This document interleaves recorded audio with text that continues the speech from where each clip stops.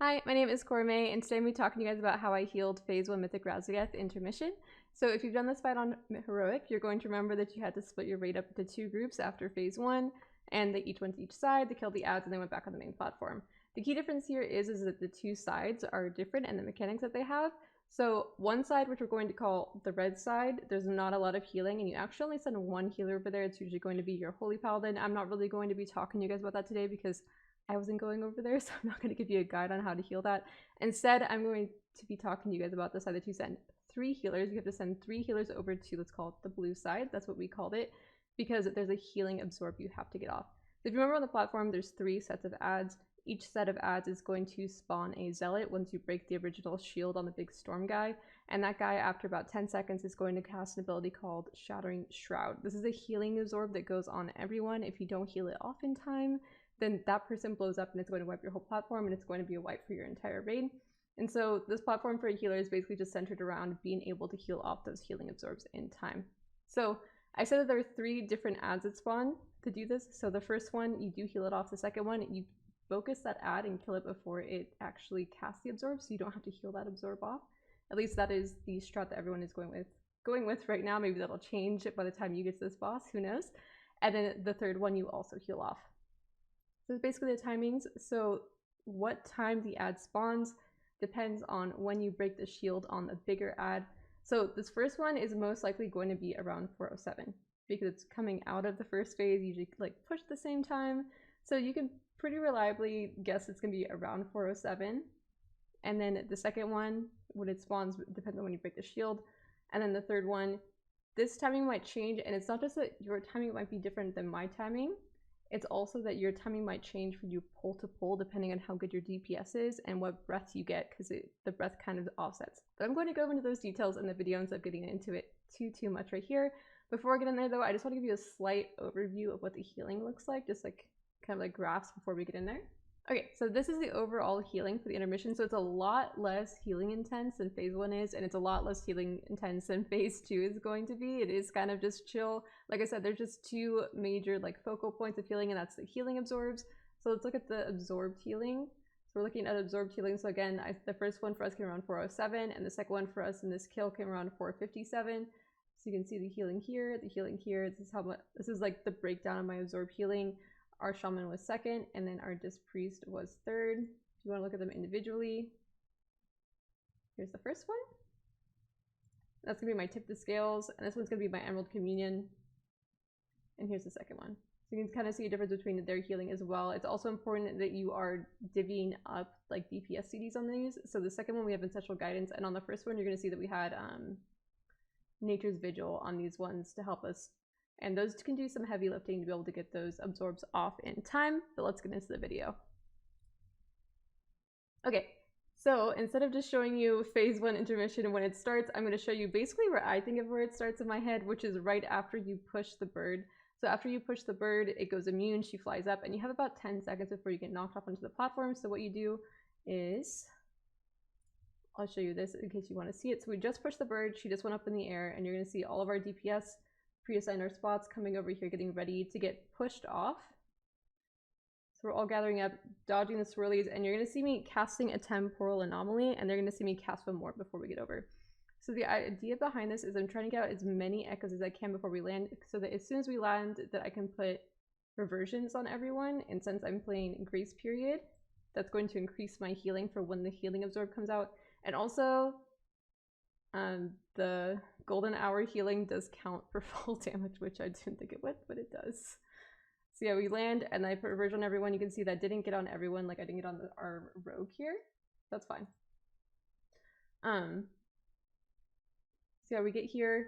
As you can see, there was a small shield on the surging ruiner here. As soon as we broke that shield, that's when all the ads spawn. So as soon as these ads spawn, that is when the timer for when the Shattering Shroud, this ability that you see my timer here for right here, that is when the timer for that ability comes out. That's what I mean when I say that your timers are not always going to be exact, because you have to go around to each ad, break their shield in order to spawn the ad. As soon as this ad spawns, that's when the timer for your Shattering Shroud timer comes. So you can't always rely on, oh, this pull, it spawned at exactly this time, so I'm gonna like set up for this time. You can't do that. So now I have the timer for the Shattering Shroud. When I landed, I put down a Temporal Anomaly and I started putting out some echoes. My cat is going to join us. My priority targets for echoes here normally are our 2 Boomkins, the Disc Priest, and the Devastation Evoker, because these are our ranged players. It's not going to be like the Enhanced Shaman, the 2 Rogues, and like the Unholy DK and stuff like that, because they're most likely going to get hit by my Temporal Anomalies. The other thing that I'm looking out for right now is there is a breath that can spawn. So you can see the breath is pretty close to overlapping, like it's spawning in 2 seconds. I mean, it's going to be going across when the Shattering Shroud is coming out. So depending on the timing you get, you need to make sure that you have healing that is mobile. So you can't just like rely, like Disc Priests do have like a small ramp for this, but also it's a little bit hard for them sometimes when they're having to move that much. And same thing with like relying on like DPS CDs and stuff like that to help like the Nature's Vigil and stuff like that. You're gonna have to expect a little bit less healing if you get that first breath, and it's going to change your movement and your timings each time depending on whether you get the first breath or not, because she basically alternates. Like you never know which platform she's going to pick first, but after that she goes back and forth. So it's predictable after the first one, but the first one is not predictable for you. And you'll get used to the movement of both. And your raid will basically just decide like when they're baiting and stuff like that, but I'm not going to get into that. That's for you and your raid to basically prog through this intermission and figure out yourself. I'm just here to tell you about how to heal these absorbs off for the most part. Okay, so getting positioned, getting ready for the Shattering Shroud. So the breath goes off. Whenever this happens, either we say the breath is on our side, or I hear like the raid leader on the other side say that, so then I know that I'm safe. So I cast my next Temporal Anomaly. It says first breath red, so I know it's on the other side. And the Shattering Shroud is coming out in 2 seconds. So as you can see right now, the only person I don't have echo on right now is the Devastation Evoker. You can see my cursor over him right now, so I'm about to put it on him. And then also I don't have it on our Enhanced Shaman, but he's probably going to get hit by this Temporal Anomaly and get it in time. And then there's an AMZ down, so I'm going to get into the AMZ and also pre-pop my Renewing Blaze before this comes out, so that when I Verdant Embrace, that healing goes through.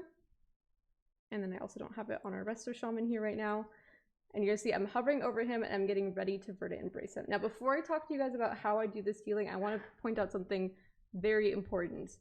If you Verdant Embrace before the healing absorb goes off, like say you do like 0.1 seconds before the healing absorb goes off, and you're like, well, this person just took damage from the circle, and I'm gonna have enough healing in my Lifebind window, or we have enough CDs here that it doesn't matter. If you do that, it bugs out your Lifebind, and none of your Lifebind healing will go into the absorb. So it's very, very important that even if someone is low going into this Shattering Absorb, that you don't like Verdant Embrace like half a second too early or something. Normally it would be that punishing. You do as an Evoker have enough healing to do enough healing without having the Verdant Embrace echo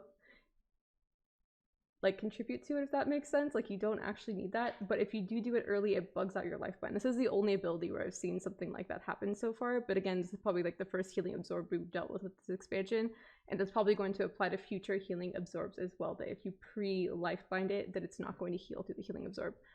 I encountered that a couple times. Anyways, so the main idea here was that once I figured that out, I just started relying mostly on the Resto Shaman to kind of top us going into these kinds of things, because there were polls where I would kind of have to go early to make sure that we were healthy enough going into these, but once we got through enough prog, that didn't become a problem anymore. But yeah, that is something really important to note, and I wanted to point that out to you so that you don't make the same mistake I did a couple times. Okay, anyways, so after the healing absorb goes off, you're going to Verdant Embrace someone. So I Verdant Embrace the only person here that didn't get my echo, so now I have Lifebinds on everyone, and then I'm going to do something here that I did not do, or have not done up until this point. I'm actually going to tip the scales a Dream Breath. So when you Verdant Embrace, you of course get the Call of Asera buff, I think it's called, and it gives you the buff to Dream Breath. And normally you would never tip the scales a Dream Breath because you're gonna get that full healing anyways, like over time. However, the idea here on these like platforms is to get these healing absorbs fully healed off before they go out. So the most healing you can do is actually to tip the scales a Dream Breath to get all that upfront healing instead of just putting your Dream Breath to 1.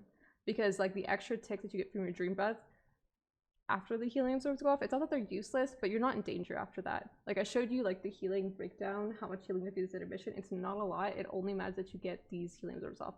And the most healing I do is with a Dream Breath. I'll share the difference between the two actually, because I have 2 different logs. One is the one where I took the scale of Dream Breath. So you can see it does 607.3k healing, And then at the end, you're gonna see me Spirit Bloom, and it only does 115.1k because for the most part, the Healing Absorb is gone by the time I cast it. But then, to the Healing Absorbs, I got to do 3.76 million total, and that's the important number to look at here. And then if you look over at this one, this is where I took the scale of Spirit Bloom. So you're gonna see I got a full Spirit Bloom into the Healing Absorb, so it does 227.k, but my Dream Breath only did 145.7k because I only charged it to 1 in this instance. I didn't charge it beyond 1. So it just did the initial healing and then it started ticking, and I only did 1.43 million. Now, I don't want you to think, like, obviously, like, in the end, this is going to do the same amount of healing as this does, but the important thing is that this all goes into the Healing Absorb and gets it off quickly as possible. Now, for the most part, towards the end of prog, when I did this, like, this was from one of our kills, it doesn't matter, we still killed it, it's fine, there's enough healing. But if you need to actually like carry your healing, especially when you're early in prog, you kind of need to like carry the healing, because like maybe everybody doesn't always have like their healing ready, their nature's vigils ready to go, like all that kind of stuff. If you need like the most heavy upfront, heavy hitting healing, I would actually suggest tip to scaling your Dream Breath and then casting a Spirit Bloom after, like I'm about to show you in the video. Just to give you an idea on the difference in the numbers. This is like one of the few instances where you would actually do that.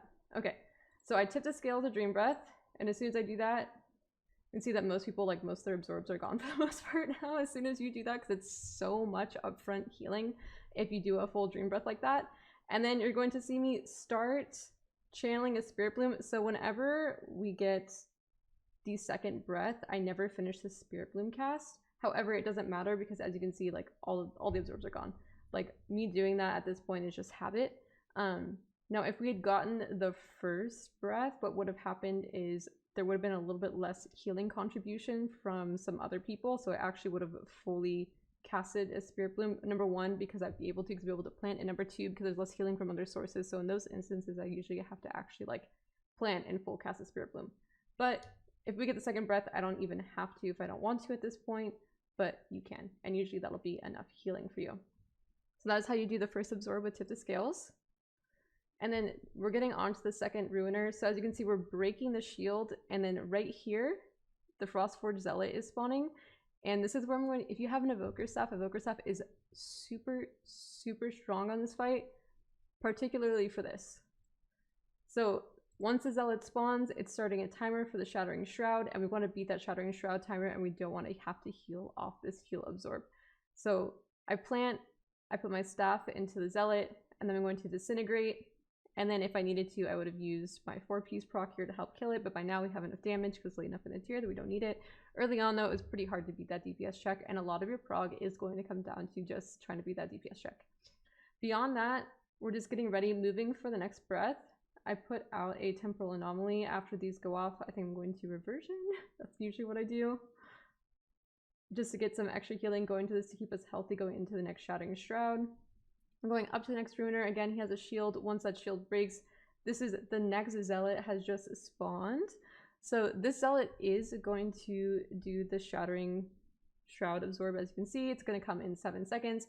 So I'm going to cast a Temporal Anomaly, and I'm going to look to start putting out as many echoes as possible.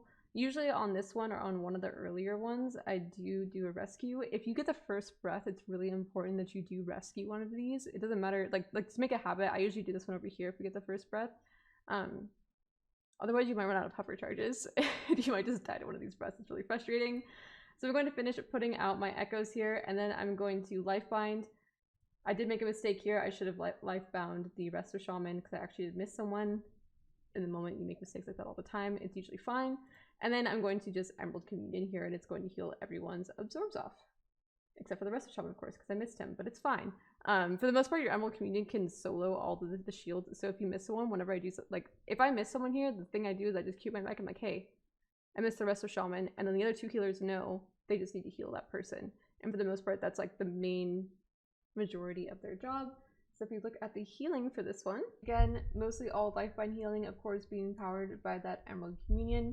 This time, this priest has a tiny bit more healing. The rest of Shaman has a little bit less, though he did have to heal that absorb off himself.